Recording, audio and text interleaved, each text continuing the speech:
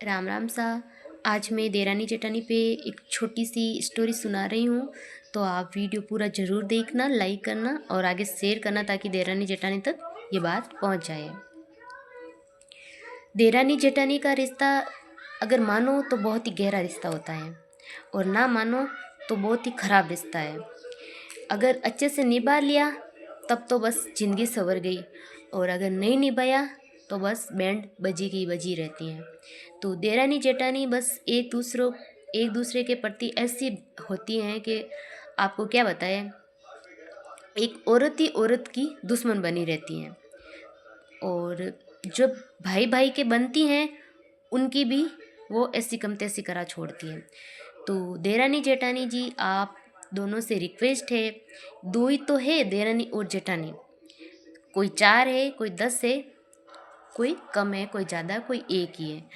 तो आप ऐसे मिलजुल के रहो ताकि भाई भाई भी खुश रहे कि देखो मेरी घरवालियाँ कितनी अच्छी है, एक दूसरे में ऐसे प्यार से रहती हैं, एक दूसरे के साथ कहीं जाओ तो साथ जाओ। और अपनी घर की स्टोरी अपने तक ही रखिए, बाहर वालों को मत दिखाइए। जब बाहर वाले आपकी स्टोरी सुनेंगे तो आप लोगों को लगेगा कि देखो ये मेरा साथ दे रहे हैं इसलिए मेरी ये बात सुन रहे हैं। जी नहीं, वे आपकी बात पूरी सुनेंगे, फिर बाहर दूसरे लोगों को और बताएंगे, और आपका घर बस देख लो वहाँ तक समाप्त, कुछ नहीं है आगे।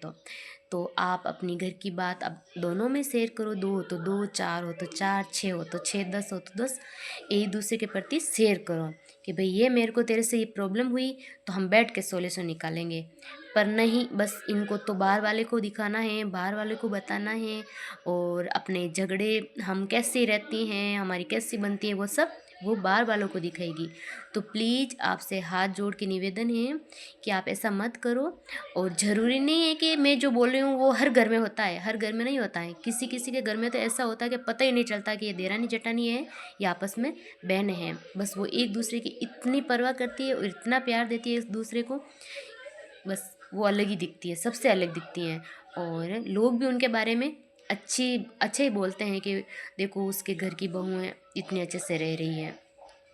तो थोड़ा हमारे राजस्थान यानी कि भारतीय नारियों की ये प्रॉब्लम है, होता ही रहता है।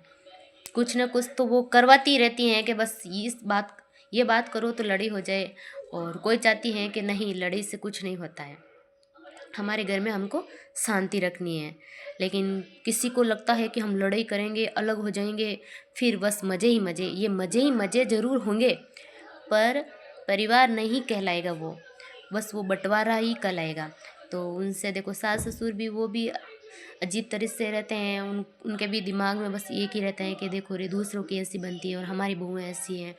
तो प्लीज़ आप ऐसे रहो जैसे बस दूसरों को लगे कि हाँ हम इनकी तरह रहना सीखेंगे, और वो हमसे कुछ सीख के जाए, ना कि हमारी बातें हमसे लेके जाए और हमारे घर को तिनका बिखार के जाए। तो आप सभी देरानी जेठानी से मेरी हाथ जोड़ के विनती है कि मिलजुल के रहे। मैं ना तो देरानी के बारे में ज़्यादा कह रही हूँ ना जेठानी के बारे में, दोनों का हिस्सा बराबर आता है, दोनों बस ऐसी ही होती है। अगर घर में एक समझदार हो ना तो वो दूसरी को लेके चलती, लेकिन दोनों की ऐसी ऐसी निकल जाए तो फिर तो बस पूछो ही मत। और छोटी अगर समझदार हो गई तो बड़ी उससे गिनती नहीं है, और बड़ी समझदार हो गई तो छोटी उससे गिनती नहीं है। ये हर घर में टक्कर टकराई चलती रहती हैं। तो ऐसा मत होने दो। और जहाँ हो गया तो वहाँ तो बस पूछो ही मत कि कैसे चल रहा है, कैसे जी रहे हैं, बस क्या बताए आप लोगों को। तो प्लीज़ ऐसे रहो कि लोग आपकी वही वही करें, ठीक है। हमारा तो यही कहना है, फिर आपके खुद की मर्जी, आप चाहे कुछ भी करो। राम राम साहब, बाय।